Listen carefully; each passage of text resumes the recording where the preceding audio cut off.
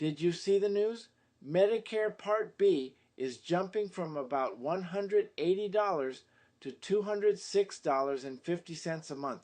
That's an 11% hike, and for seniors living on fixed incomes, it feels like a punch in the wallet.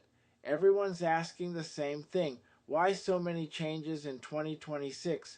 The short answer is that Medicare is doing some house cleaning.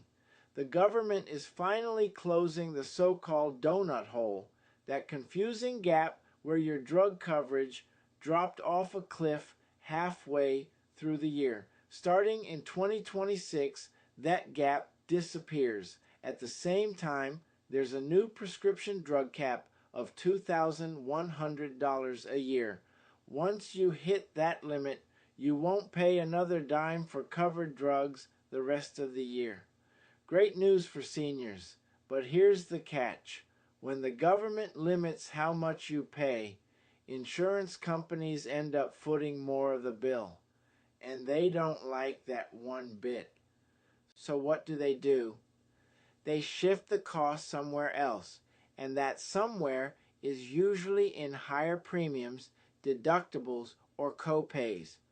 That's why your Part B premium is going up.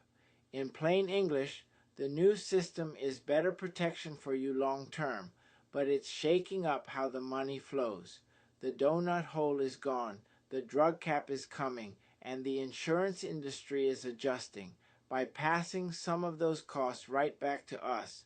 If you're a senior, now's the time to pay attention. Review your plan during open enrollment. Make sure your prescriptions are covered, and remember, these changes might sting at first, but they're meant to make Medicare fairer and more predictable in the years ahead.